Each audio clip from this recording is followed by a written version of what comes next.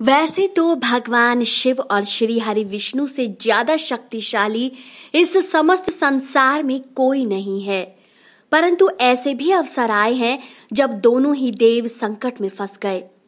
ऐसी स्थिति में उनको संसार में प्रथम पूजनीय श्री गणेश की पूजा करनी पड़ी, तब कहीं जाकर उनके सिर से मुसीबत टली। एक ऐसी ही रोचक कथा है जब देवों के देव कहलाने वाले भगवान शिव को अपने पुत्र गणेश की पूजा करनी पड़ी।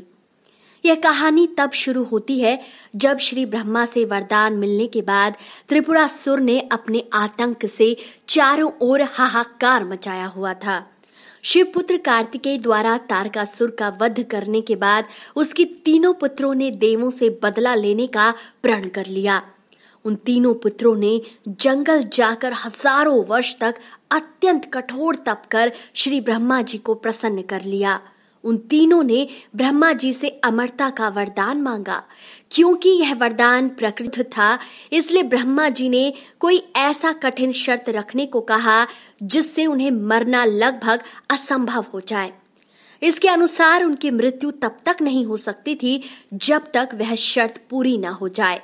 तीनों ने खूब विचार करने के बाद कहा, आप हमारे लिए 3 नगरों का निर्माण कर दीजिए, और वे नगर जब अभिजीत नक्षत्र में खड़े हों और क्रोधजित अत्यंत शांत अवस्था में असंभव रथ और असंभव बाण का सहारा लेकर हमें मारना चाहे, तभी हमारी मृत्यु हो सके।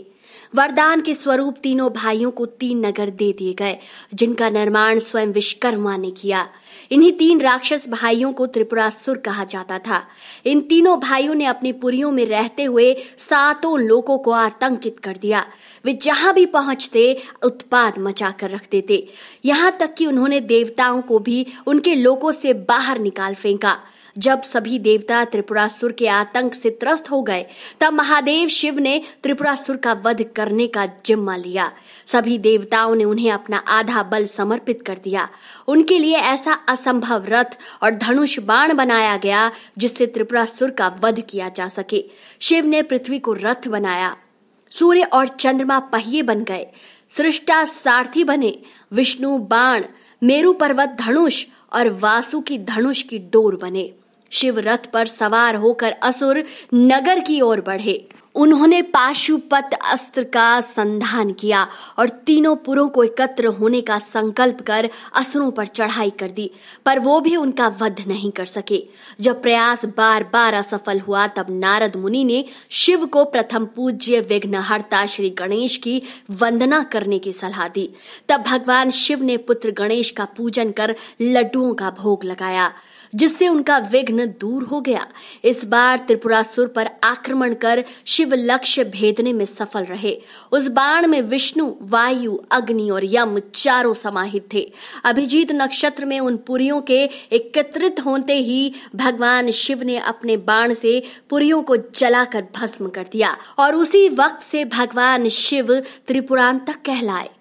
तो दोस्तों, आपको ये कहानी कैसी लगी? अपनी राय कमेंट सेक्शन में जरूर दीजिए, और अगर वीडियो पसंद आया है तो इसे महादेव के भक्तों तक अवश्य पहुंचाएं। हर हर महादेव।